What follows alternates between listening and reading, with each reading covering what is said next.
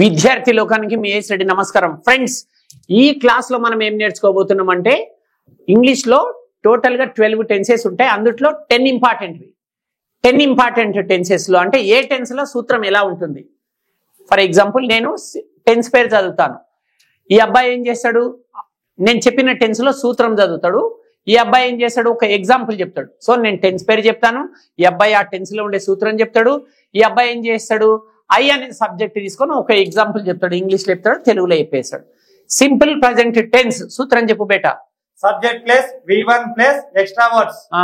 Simple present tense సూత్రం ఏంటంట, subject plus verb first form plus extra words లేదా object అని కూడా పెట్టుకోవచ్చు.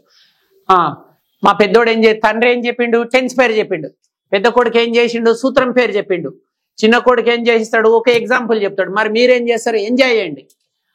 ఐ అనే సబ్జెక్ట్ పైన ఒక ఎగ్జాంపుల్ చెప్పండి. I go to college every day. తెలుగులో నేను ప్రతిరోజు కాలేజ్ కి వెళ్తాను. చూశారు కదా ఫ్రెండ్స్, సింపుల్ ప్రజెంట్ టెన్స్ అయిపోయింది. ఇప్పుడు సింపుల్ పాస్ట్ సూత్రం చెప్పు బేటా. Subject plus V2 plus extra words. లేదా ఎక్స్ట్రా వర్డ్స్ ప్లేస్ లో ఆబ్జెక్ట్ అని కూడా రాసుకోవచ్చు. ఐ పైన ఒక ఎగ్జాంపుల్ చెప్పు బేటా. Same I went to college yesterday. నేను నిన్న కాలేజ్ కి వెళ్ళాను. Very good. ఇప్పుడు సింపుల్ ఫ్యూచర్ సూత్రం subject plus will or shall plus V1 plus object. మీరు ఎగ్జాంపుల్ చెప్పండి. I will go to college tomorrow. నేను రేపు కాలేజ్ కి వెళ్తాను. ఐ షెల్ గో అని కూడా అనొచ్చు. ఐ తర్వాత ఈ తర్వాత షెల్ వాడచ్చు, విల్ కూడా వాడచ్చు. Okay. Present continuous tense subject plus am is am is are plus V4 plus object. Example I am going to college now. నేను ఇప్పుడు కాలేజ్ కి వెళ్తూ ఉన్నాను. Past continuous subject plus was were plus V4. Example I was going to college yesterday. నేను college కి వెళ్తూ ఉన్నాను. Future continuous subject plus will be or shall be plus V4 plus object. I will be going to college tomorrow. నేను రేపు college కి వెళ్తూ ఉంటాను.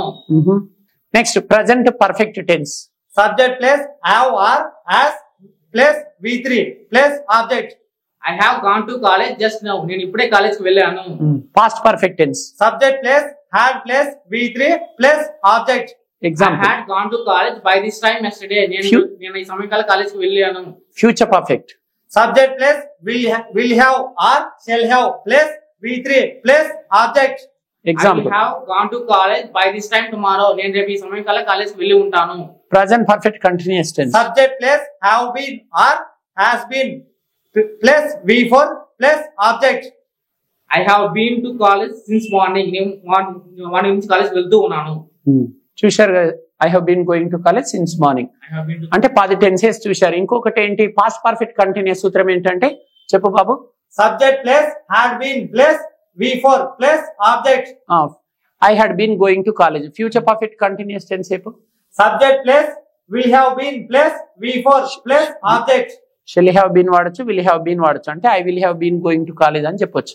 అంటే 10 టెన్సెస్ అయితే ఇంపార్టెంట్. సో ఫ్రెండ్స్, ఈ క్లాస్ లో మీరు ఏం నేర్చుకున్నారంటే మొత్తం ఇంగ్లీష్ లో 12 టెన్సెస్ లో ఇంపార్టెంట్ అయిన 10 టెన్సెస్ లో ఏ టెన్స్ యొక్క సూత్రం ఏంటి, ఆ టెన్స్ లో వాక్యం ఎలా చెప్పాలో నేర్చుకున్నారనమాట.